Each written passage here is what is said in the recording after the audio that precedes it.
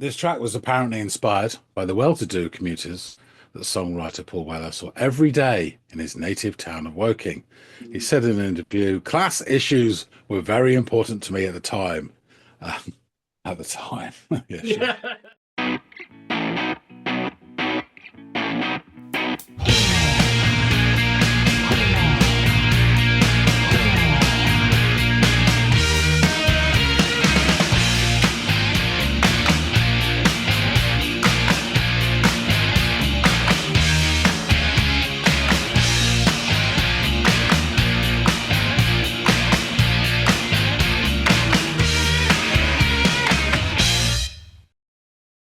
What it do, YouTube? Welcome back to another episode of the Audiophiles. I'm Andy. That is John, and it's time to enjoy some music. And today we're going to be enjoying music offered up by your man John over there.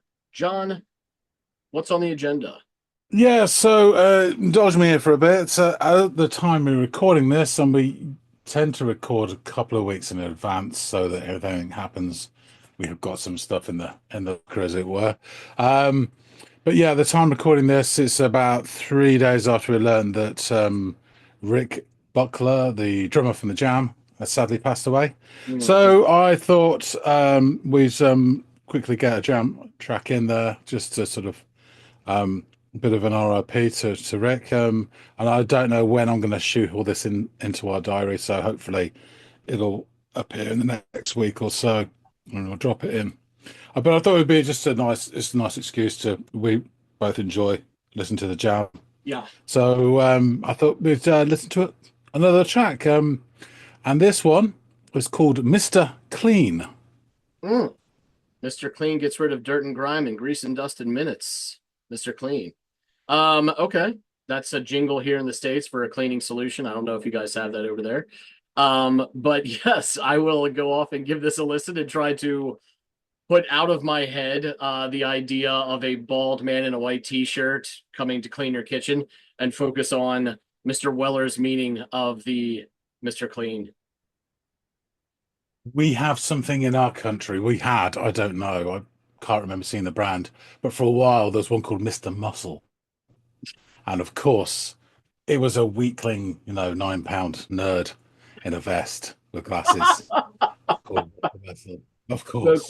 That's funny. Yes. You got our Mr. Clean looks like he could have been named Mr. Muscle. He's got kind of this jack dude in a white t-shirt that's bald with an earring, and apparently he knows a shitload about mopping. So there you have it. Yeah. And that's why these guys pay the big bucks. Anyway, exactly. You put all cleaning products out of your mind. Yeah, I will. Sanitize your mind with a friendly wipe. And go off and listen to the Jam. I will. Thank you, John.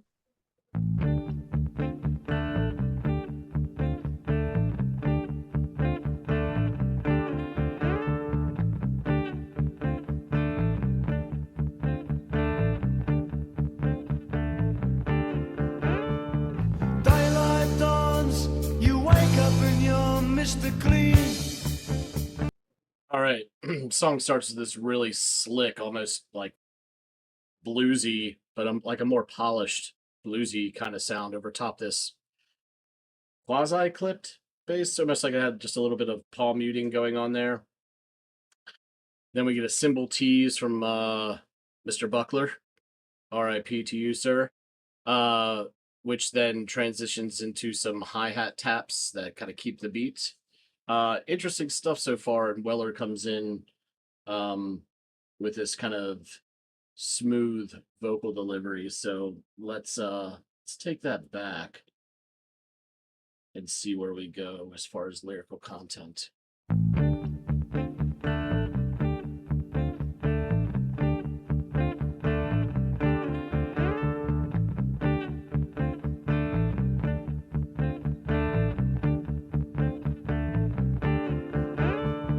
Daylight dawns, you wake up and you're Mr. Clean.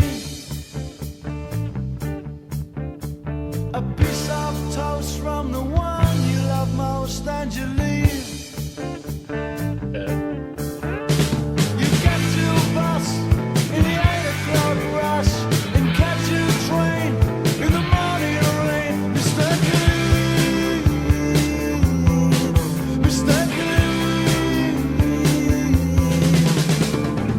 bass work.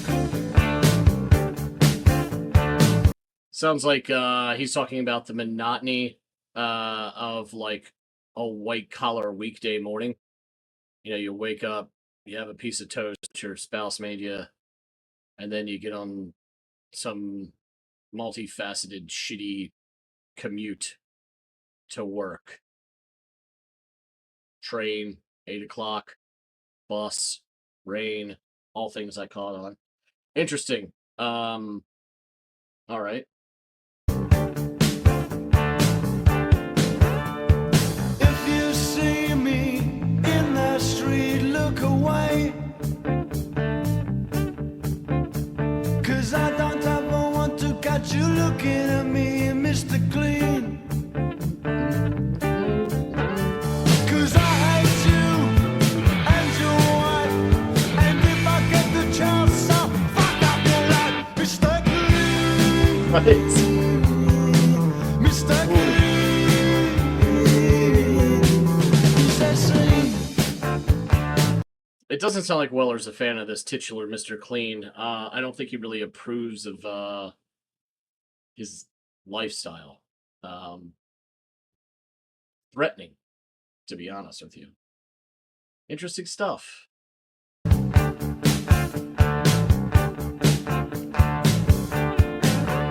Surround yourself with dreams of pretty That fucking bass work. and anyone you want, but please don't forget me. Little plucking of the guitar. Any of my kind. 'Cause I'll make you think again when I stick your face in the grind. Yikes.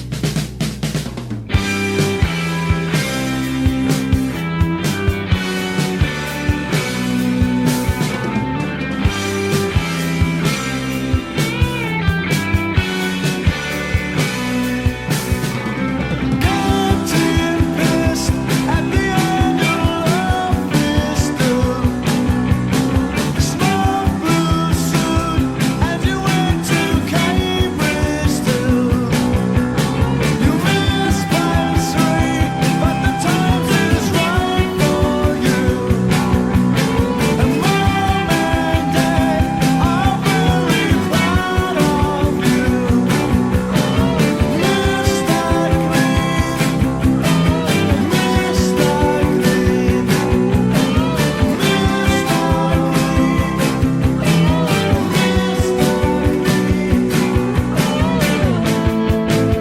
I love that part. I love the ooh kind of harmonization going on there. It's all very like pretty, but the lyrical content is very biting. Also, the like Weller's like plucking of the guitar, it's kind of faint. Um, so pretty, and it complements this really rich, amazing bass tone by Foxton. Like this isn't one of his more standout songs as far as like the complexity of what he's playing, but my god, it's mixed so well. And it sounds so great. All three of them sound really lovely, and I love how this part is like, I'm assuming this is a verse, but it's taking on a completely different kind of like aesthetic musically than the previous versions of the verse, and I just think that that's really cool and different, and for a very short track, it's a way to keep things fresh. These guys know what they're doing when they're writing a song, there's no question there. Let's take that back a little bit. I loved this, the the warmth of this part, even though the lyrics are so cold. Very interesting dynamic there.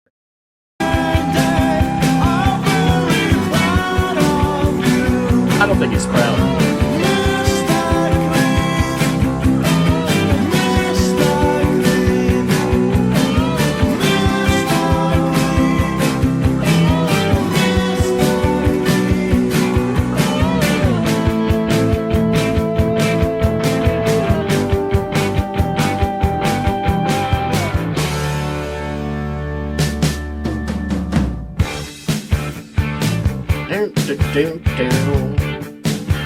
Back to that beginning motif.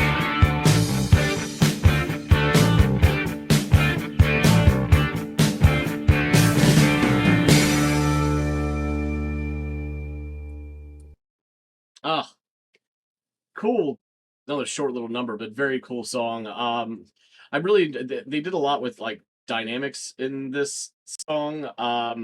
You know, as well as not only in the sound of the music, but this interesting dynamic between the feel of the music and the feel of the lyrics, because they were very a lot of juxtaposition going on there, which we've encountered before, and I'm always a sucker for that. I love when the music makes you feel one thing, but the lyrics are a very different animal altogether. Um, but yeah, as far as what the song sounds like, it sounds like you have this sort of I don't know, I it makes me think that the titular Mr. Clean is this guy who's probably not very clean, to be honest, the way he's talking about, like, what he's like away from home with chasing girls and, all this stuff. But it just sounds like a man who's driven by um capitalism and the almighty dollar and almost like a Wall Street type or a banker or something like that. And here's this, Weller who's very much a rock star, probably looking down his nose at that kind of lifestyle, just as Mr. Clean would likely look down his nose at those people, who are rock stars creating music and not planning out their 401k or trying to conquer the financial world. I just think it's two very different lifestyles, and this is Weller's take on it. And yeah, it's interesting how he's sort of going for the jugular on this Mr. Clean sort of straw man that he's created. Uh, I like it. It's interesting. It's fun, and the music was really they packed a lot into a very short amount of time, and I loved the dynamics of everything involved here, whether it was the lyrics held up against the music or just uh the rhythm section and the really beautiful guitar work at some points, and at other points this kind of slick kind of bluesy guitar work as well. It was all really really good, and I enjoyed it.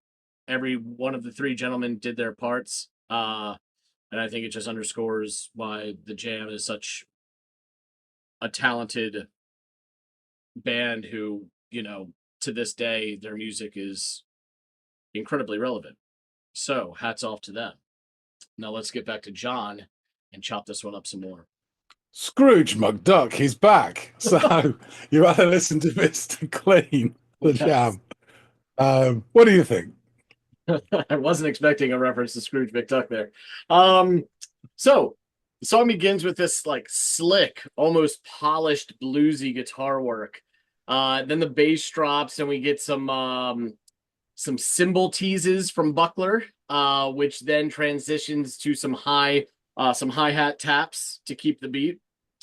Then the song opens up with these resonant guitar chords as Weller delivers the first verse as he paints this picture of a rather pedestrian and mundane start to what sounds like a very white-collar workday, with allusions to starting the morning with a piece of toast made by your spouse and a commute in the rain from a bus to a train by the titular Mr. Clean. So then we get another verse, and again, this plays with this quiet, loud dynamic from earlier, which where things start more subdued, but then open a bit as the verse progresses. And Weller now takes pointed shots at this Mr. Clean. When we were who we were just introduced to, he instructs him to not look his way and declares that he hates Mr. Clean and his wife, the toast maker. And it takes things even further by informing Mr. Clean he will fuck his life if he gets the chance. But this is at this point it's becoming very clear that your man is no fan of Mr. Clean and his lifestyle. So I should know that there is this. He's on the fence. Yeah. Yeah, exactly. I should know that there's this really nifty a little bit of syncopation by the band pounding away while Weller declares he'd fuck up Mr. Clean's life. So I liked that bit very much. Then shortly thereafter, the song shifts to this interesting bridge bit that has a far more delicate feel to it. And while the music is clearly softer around the edges, and even Weller's vocal delivery is more flowery, his pointed lyrics still persist. He reminds Old Clean that he can surround himself with dreams and young girls, or anyone he wants for that matter. The threat of Weller and his kind to Mr. Clean is still present.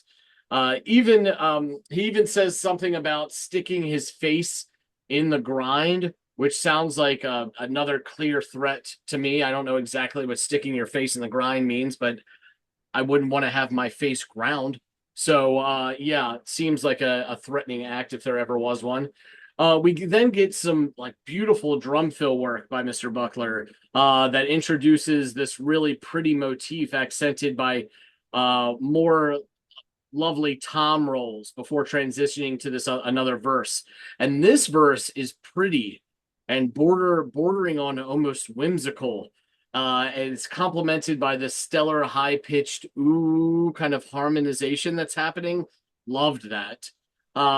Also, while we're getting close to the end here, I should mention, out of just sheer habit and the obligatory recognition of Mr. Foxton, the bass work in this track isn't complex, but as some of the other tracks, it's not as complex as some of the other tracks I've heard by the Jam, but it has this beautifully rich tone to it, and it's mixed really well on this track. So you feel its presence at all time, and it is making a difference sonically to the soundscape. The sound then shifts from this really pretty airy bit back into that slick little bluesy bit that we had early in the track before it finds itself coming to an end.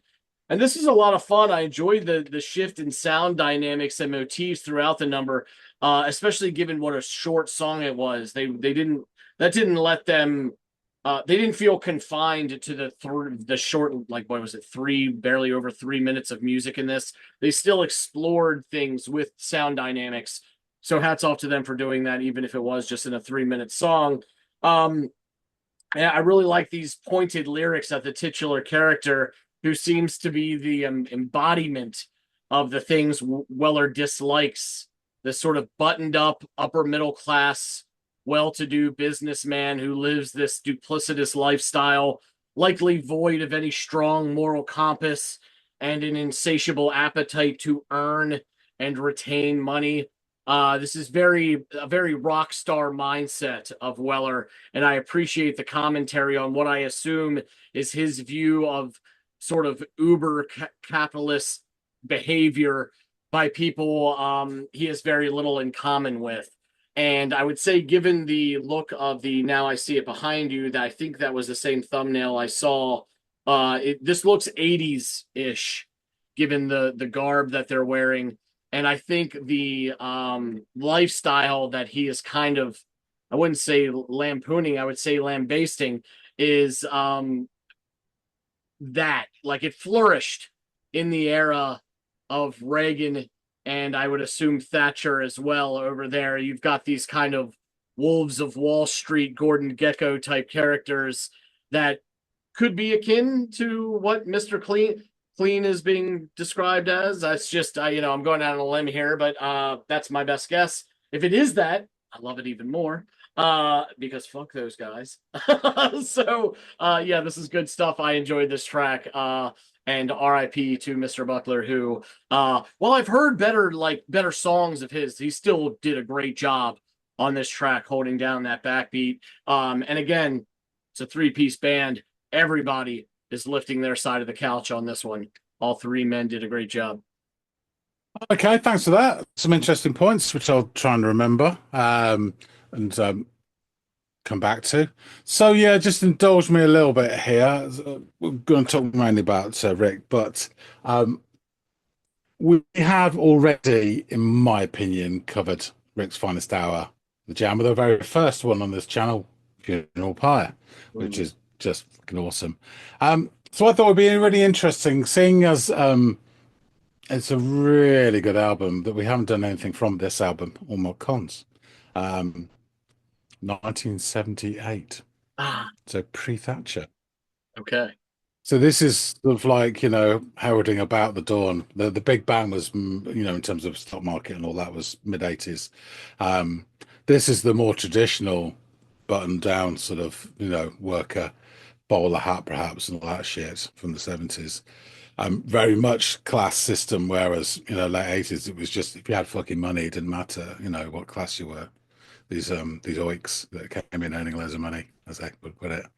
So yeah, the title All My Cons is obviously a play on the mod revival, and also there's a visual joke of the thumbnail that they're in a bare room, which has no mod cons whatsoever. But there you go. So this album is the album that really shot them up several levels as a band. So they did all right in the first two albums and had some decent hits. I mean, all of 18 of their singles all charted in the top 40.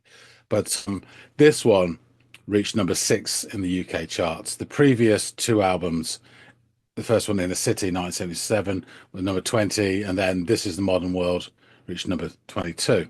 And then after this, it got even bigger and better with the next album, Setting Suns, that really, we're talking top 5, for everything. This track was apparently inspired by the well-to-do commuters that songwriter Paul Weller saw every day in his native town of Woking. He said in an interview, "Class issues were very important to me at the time." Uh, at the time, yeah, sure. Like once he said Weller. ascended, it became less of an issue. Woking has a bit of a stockbroker belt on its outskirts. So I had these images, people catching the train to Waterloo to go into the city. Mr. Clean was my view of that. It's quite interesting, actually. He does this a lot, these characters, and there's some along similar lines. There's a song called Smithers Jones, which is the B-side to When We Were Young, 1979. And on this album, there's the three different aspects. There is Billy Hunt, Billy Hunt, Billy Hunt. Anyway, that's one thing. And then they do an absolutely fantastic cover version of the Kinks' David Watts, which was the lead single off this album and is brilliant. And you can clearly see from this album the influence that Ray Davies has had on Weller at certain points. It is just very quickly a very, very, very good album. I mean, proper Jam fans debate. They'll say about Setting Suns is probably a lot of them's their favorite album. It isn't. Sound Effects is mine. This and The Gift come a close second and third, and then Setting Suns, which sounds absolute blasphemy, I think, for a lot of Jam fans, but it's the way I roll. There's some really good stuff on here. This song, David Watts, English Rose, is another standout song. Billy Hunt, I always love. Yeah, they're all really good, and it finishes with A-Bomb on Wardour Street and Down the Tube Station at Midnight, which is one of their best ever songs. So yeah, I just wanted to get something from All My Cons on the channel. So just a bit about the album. Enemy said that All My Cons was not only several light years ahead of anything they've done before, but also the album that's going to catapult the Jam right into the front rank of international rock and roll. One of the handful of truly essential rock albums of the last few years. And they were absolutely right. Sounds hailed it as Jam's statement of artistic triumph, musical maturation, compositional strength. Enemy ranked All My Cons as the second best album of 1978 and its year of end review. And in the year 2000, Q magazine placed All My Cons at number 50 in its list of 100 greatest British albums ever. Wow. Yeah, this is, second rank in terms of Jam albums. So there you go. In 2013, Enemy ranked All My Cons at number 219 on its list of 5 greatest albums of all time. And the album is also referenced in the book. 1,001 albums you must hear before you die. Oh, Whatever that might be. So, I think we've done this year a few times before, but there it is. A lovely full page, All My Cons, with Mr. Weller stretching to find that high E number. I don't know. But yeah, into really, it. really good.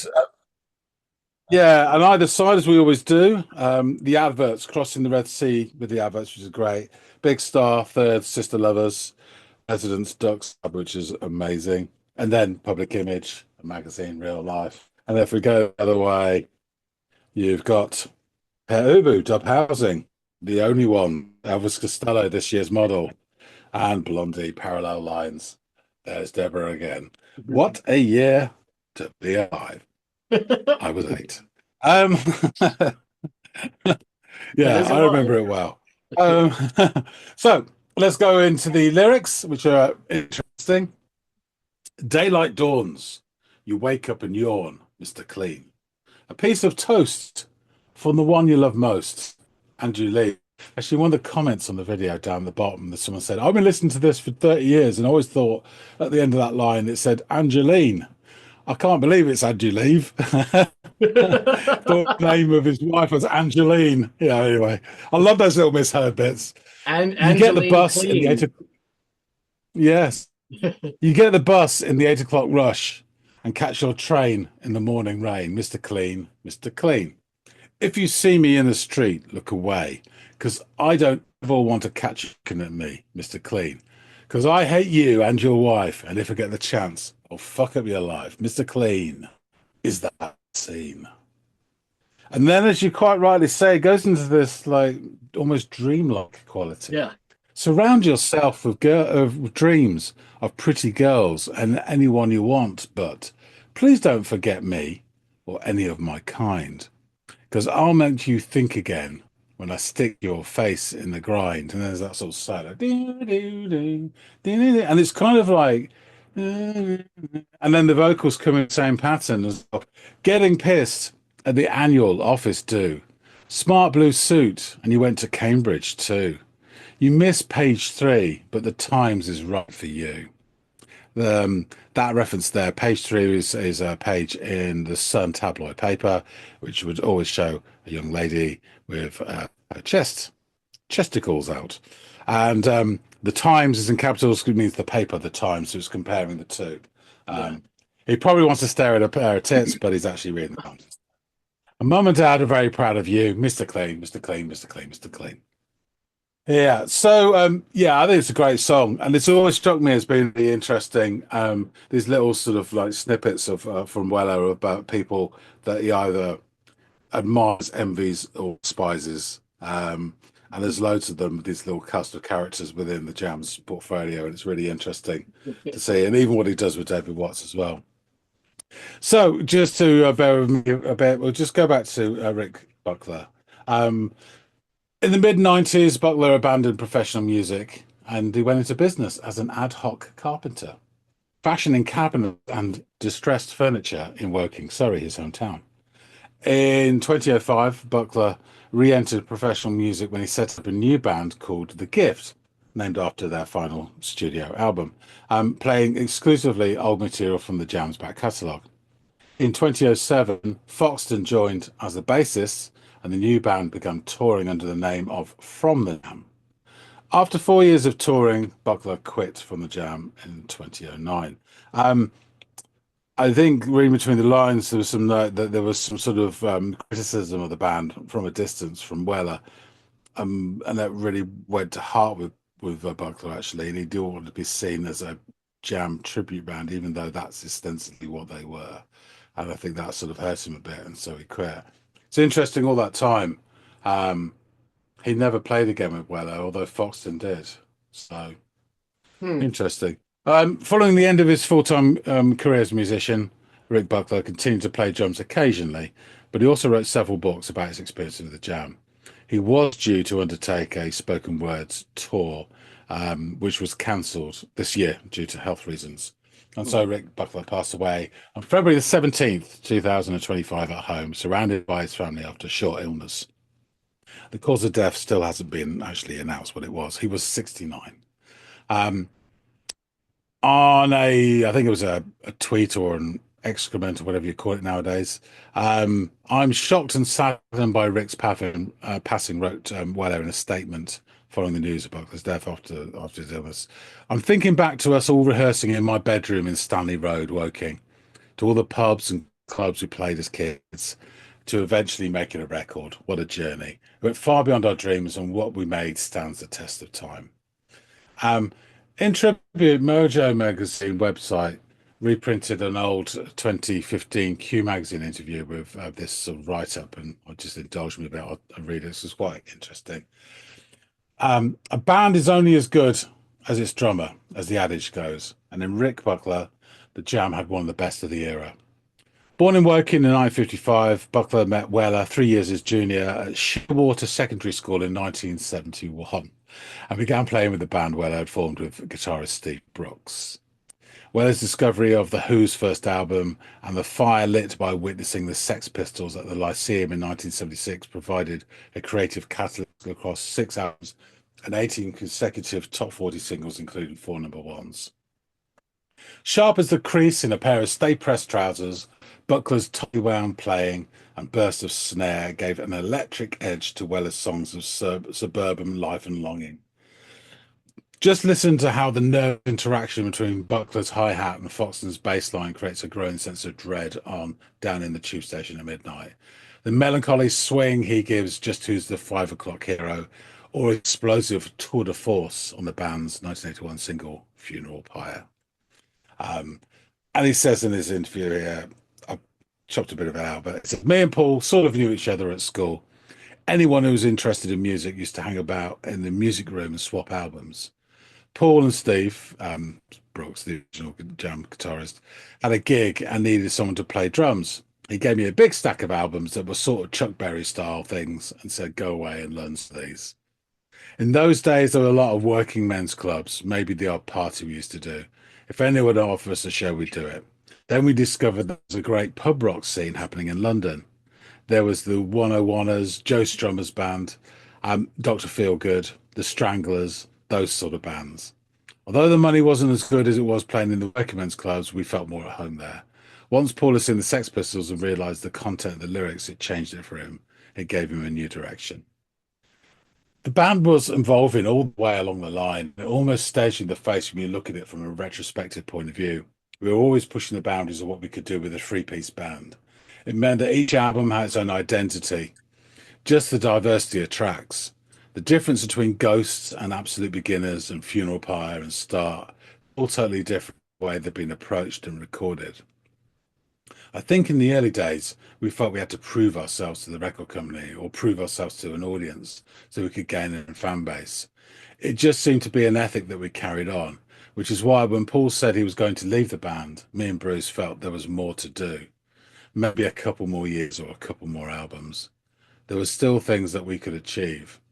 I don't know what Paul felt when he did it, but I think that secretly he knows he made a mistake. It was a fabulous time, and nothing really did go wrong as such.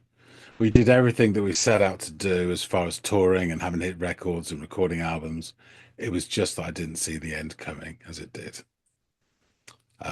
So yeah, that's quite a little ending there. But I don't think there's many that can say, well, we did everything we set out to do. I mean, that's surreal. There's not many people who can say that in any career, let alone in the music business. So yeah, much beloved, the Jam and all members of, and yeah, it's just sad news that he's gone. But there it is. So it was nice that we could do a little Jam song and drop it in. Absolutely. And we don't need to reserve our videos dedicated to the Jam to anyone's passing either. I mean, be happy to check out more of these guys at any point in the future. It's always fun listening to them. They are like one of the best 3-piece bands I can think of. And that's just come from what I've learned about them over the last 5 years. So yeah, great stuff. Always fun listening to them, and rest in peace to Mr. Buckler. Excellent. Okay, I shall wrap things up. Thanks for listening to Andy. Folks out there, tell us what you think. Please do hit the like button if you like this. Drop some comments. Really interested to see what you think about this song and how it sort of relates to other songs around it and from this album as well. I really rate All My Cons. I listened to it recently last year. It just leapt up in my estimation. Yeah. So yeah, I'd be really interested to hear what other people think about it, where it stands within the Jam sort of catalogue. If you haven't subscribed already, please do. If you're fans of the jam, there's loads more that we've done. There's all on a big playlist, which will be for your edification. Link below. And yeah, we really get everybody who does support the channel, so hop on board. That being said, thanks again so much for watching, and we'll see all of you next episode of the Audiophiles. See you later, guys.